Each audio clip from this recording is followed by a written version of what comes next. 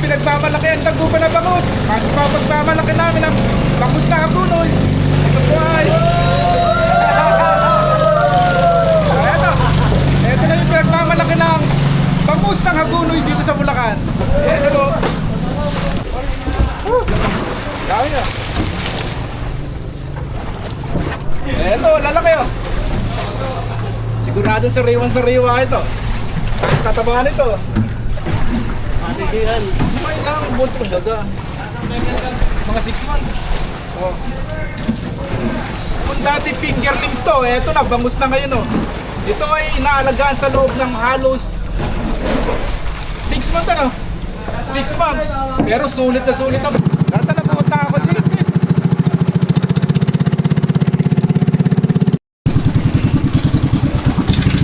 Okay na.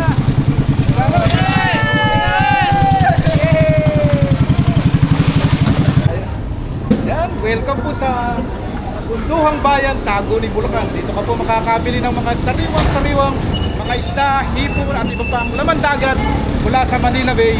Sa kasama natin mga mangingisda. Samahan niyo po kami at pasukin natin ang wet market ng Hagunoy, Bulacan. Dati ang nakasakay dito ay fingerlings. Ngayon ay malaking bangus na. Narito tayo sa Hagunoy at panoorin natin yung mga naghahamon ng bangus dito sa Bunduhan sa Hagunoy. Ay. Ako ka ba yun?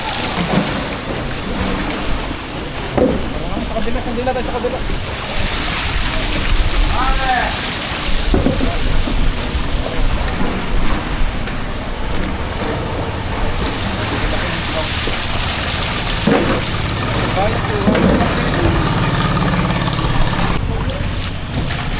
Dami.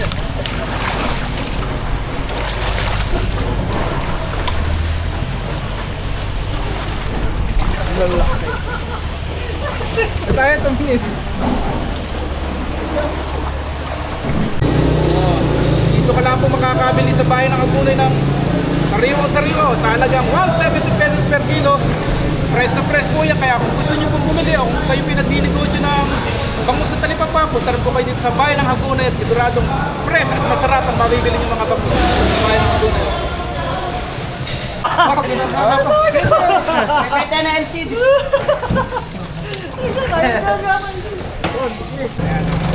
Panoorin nyo si Kuya, oh, parang merong timbangan ng kamay. Alam na alam ko yun ang timbang ng kamay. Ito po.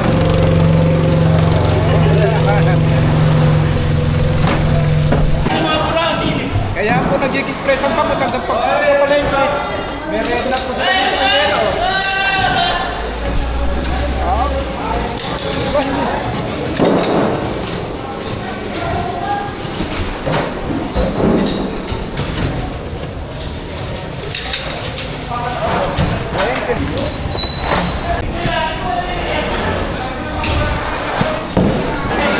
Easy.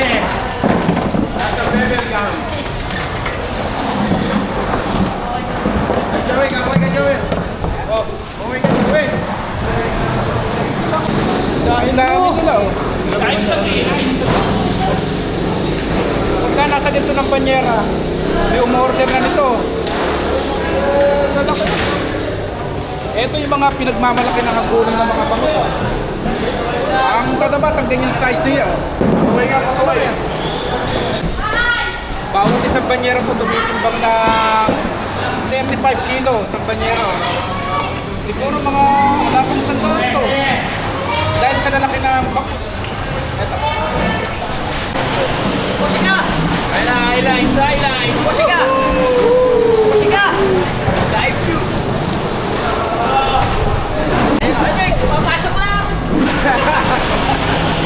Highlight! Malabo. Highlight. Matiis na ba ito? Ito.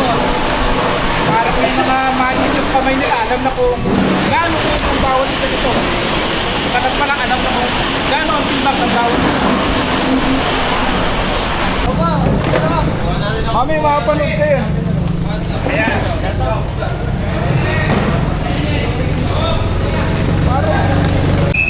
Shoutout po kay tatay. Shoutout po.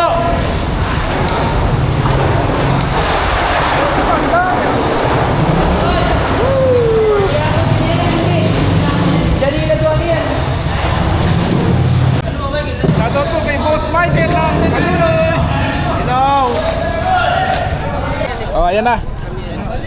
Ano pangalan ko signature nyo? Ron Roy Rian, Kusip Nasyon. Wala ko na ahon dito eh. Yan, welcome po sa Hagonoy Fish Market dito sa San Sebastian. Ang barong ko pala. At magdadala tayo ng bunggaong dito at titingnan natin kung ano pa yung mga isdang tinitinda dito. Good morning po. Ay, hindi pa kung tayo na wala, no? First time ko lang dito umaga yan. Ay, napapanood kita eh. Masaya pala dito sa punduhan dito.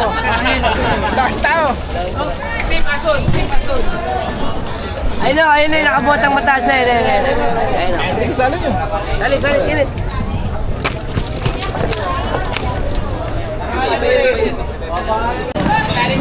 Okay na.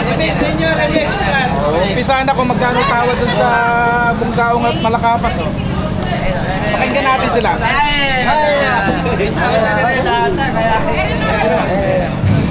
Ayun! Ayan, ito yung tindig na kasi. Tawad daw. Ganun lang. Bigyan na rin siya po. Pares kahapon. Ako, si Aaron. Kaya si Kinsey. Lima. Kinsey. Dahil lang, pagsasakto natin, unahin ko lang si Cor. Unahin mo na, kung lang na, pero man lang. Lambo. Iba't ibang isda pala yung makikita natin dito. Shoutout muna tayo na. Good morning po, nanay. Kahapon. Magkano kilo? Lima yan, lima. Medyo mahal yung paninda nilang bunggaong ngayon, no? Kaya medyo marami-rami silang pagbibili na kayo.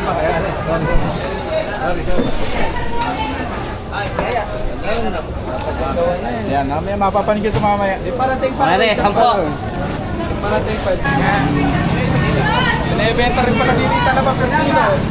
Mga nababakbak lang sa istaka, oh. Pero 40 pesos po per kilo nito. Medyo mura-mura na po. Dahil solo-solo to kumpara sa mga pabitin na talaga na mabibili mo sa dagat.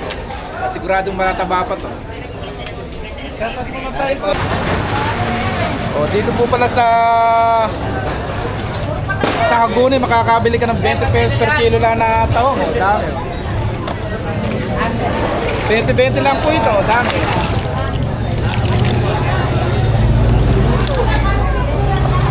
Ito yung alimangong bato. Binebenta na rin pala to. Doon sa Panansa na 80 pesos per kilo nito. Pero ewan lang natin kung magkano rito. Ito. Meron din silang banak dito. Ito yung banak ko, malaking aligis din naman. Oh. Ito yung mga alimasag, oh, dami. Siguro medyo dumagsa ang alimasag sa dagat. Magkano po sa kilig? 70 lang per kilo ng alimasag dito, medyo mura na.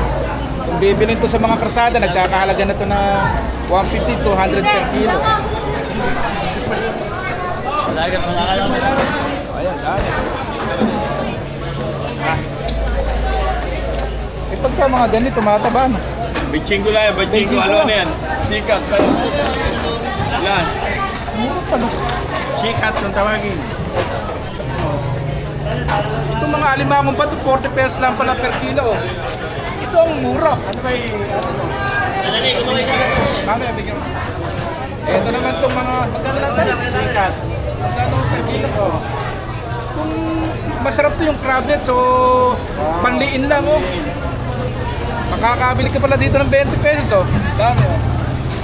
Kung may handaan ka, okay na okay to. Isang banyera lang sigurado masisiyaan yung mga panauhin mo eh. Ito yung masarap na pusit oh. Ikukumpara natin dun sa mga nabibiling medyo kulay orange oh.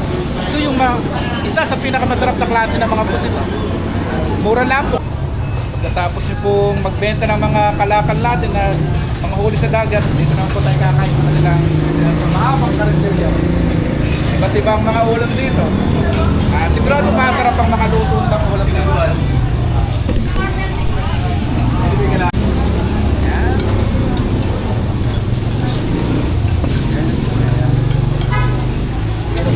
Saan po nakarap niya? Oo. Teka na, kailangan pa. nagkakautang-butang din there. Tingnan nyo na, maraming benta. Baka mabili ko. Ano, shoutout muna po kay nanay, kay nanay Baby ng Santa Barbara, Baliwag, Bulacan. Maraming po salamat. Yan, shoutout po tayo kay Kuya M. Kukuha na kapunoy. Maraming salamat. Ayan, shoutout po kay tatay. Ano pa nga tay? Sa pamilya Javier po dyan. Maraming salamat at panuorin niyo po kami mamaya lang. Ayan, shoutout po kay Resty Victoria, mga Gunoy, at kay Kuya Francis. Okay, Kuya Francis. Kuya F. Ikaw ba? Ano pangalan mo tayo? Ano pangalan mo tayo? Dani. Shoutout mo tayo kay Tatay Dani. Yan. Ayan o. Matigas pa yan, ha? Shoutout po dito sa Ron Rian. Consignation dito sa Gunoy.